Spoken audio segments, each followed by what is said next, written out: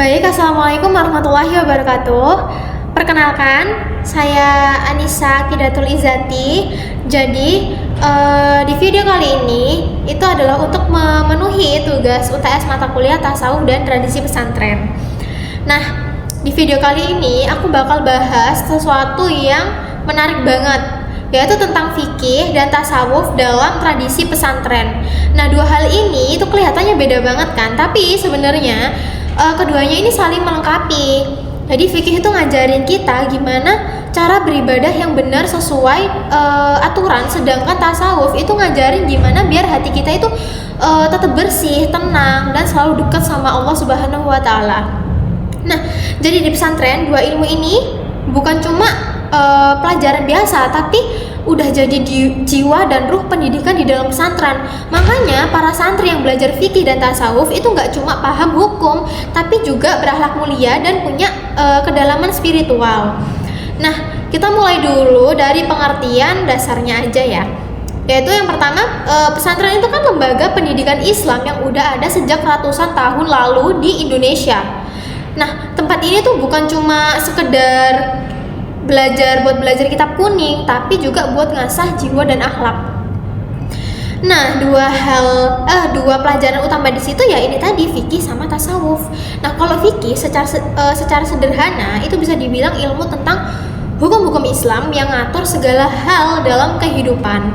Nah, mulai dari ibadah kayak sholat, zakat, sampai hal-hal sosial kayak jual beli, warisan, dan pernikahan, dan lain sebagainya. Jadi fikih itu ngajarin kita gimana beragama dengan cara yang benar sesuai syariat Islam. Nah, sementara tasawuf itu fokus ke batin. Jadi dia itu ngajarin kita buat nyuciin hati dari sifat-sifat jelek kayak sombong, iri, dengki, dan ria. Lewat tasawuf, seseorang itu bisa dilatih supaya bisa ngerasain kedekatan dengan Allah lewat zikir, muhasabah, dan pengendalian diri. Nah, kalau fikih itu ngajarin apa yang harus dilakukan, nah tasawuf ini ngajarin gimana kita melakukannya dengan hati yang bersih. Jadi secara sejarah fikih itu udah berkembang dari masa Nabi Muhammad SAW. Nah, di masa itu setiap hukum itu langsung dijawab oleh Rasulullah sendiri. Setelah beliau wafat, nah para sahabat ini melakukan ijtihad untuk memutuskan perkara-perkara baru. Lalu muncul generasi tabi'in dan para imam mazhab kayak Imam Malik, Imam Syafi'i, Imam Hanafi, dan Imam Ahmad, yang kemudian beliau-beliau ini menyusul kaidah-kaidah fikih dalam kitab-kitab besar.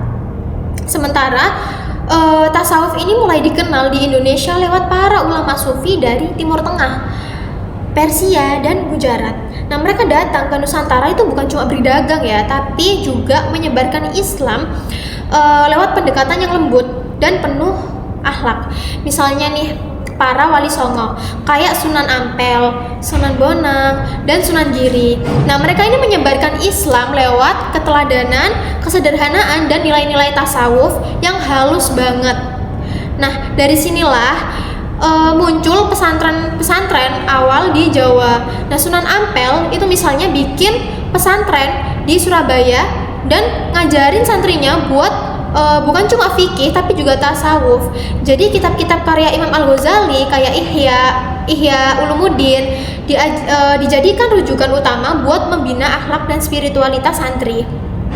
Nah, tradisi ini terus turun-temurun sampai sekarang, jadi bagian penting dari sistem pendidikan di pesantren yang ada di seluruh Indonesia. Nah, salah satu hal unik dari pesantren itu ada di metodenya. Jadi pesantren ini nggak kayak sekolah biasa ya, yang full kelas dan ujian. Tapi di pesantren itu metode belajarnya itu sangat khas dan turun-temurun.